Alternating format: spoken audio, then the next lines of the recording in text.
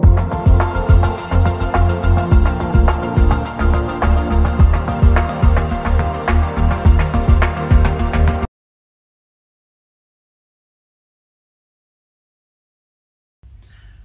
number 2. Prepare the backlog.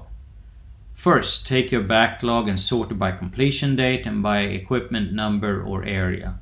If possible, filter out completed work and work in progress. You probably already have a job in mind that you need to plan. If not, pick one. This will be your anchor job. It should be among the most important jobs for you to plan now. If it's not, rethink your choice of anchor job.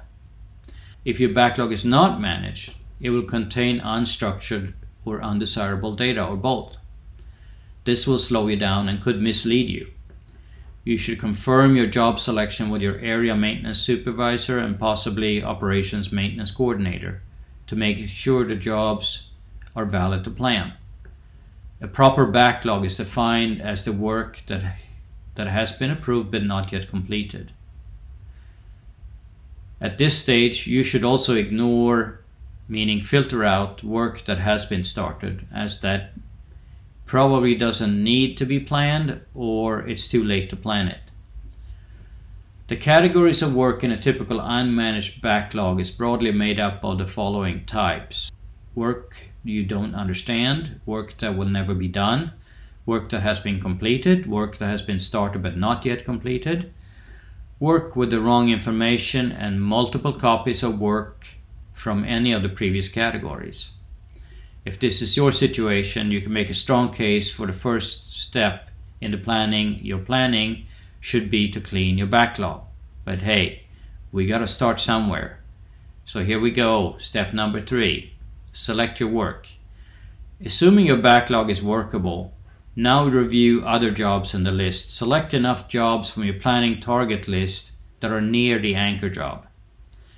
You may need to change your field sorting order and filters a couple of times to see what you want the way you want to see it.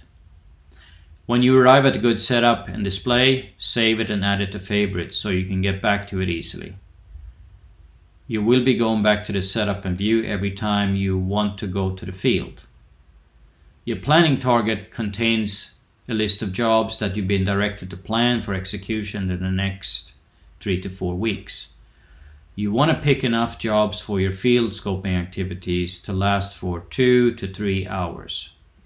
If the location is very remote or hard to get access to, you may want to extend your schedule for another hour. But keep in mind that focus and attention declines pretty quickly after just a few hours. Extreme conditions such as high noise, poor visibility, constraining PPEs, etc. will further reduce your ability to focus and scope jobs.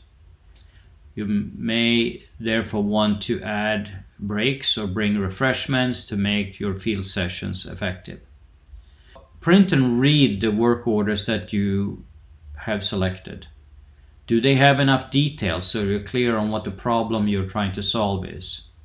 Look for photos and study any comments in the long text and note the priority assigned as well as the start date. Set aside any jobs you don't understand for future research. Now prioritize the jobs you have selected with the anchor job having the highest priority. That way, if you run out of time or your time is finite, you won't be frustrated when you have to return without scoping all the jobs you had set out to do. If you're very familiar with the plant and have good equipment field numbering, you have finished your selection and should be able to find the equipment and work order locations you need to visit. If you're not familiar with each location, contact your relevant operations reps for further information, or print a bird's eye view map to identify the locations. Maybe both. If field equipment labeling is poor, you may not be able to find the right equipment. Then again, the work order requester will have the same problem as you have and may not have written the work request to the right equipment number.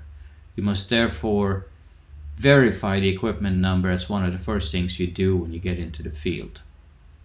Your scoping priority can be the shortest walking order, or be based on lead time to execution, parts lead time, or work order priority. Whatever makes sense to you at the time.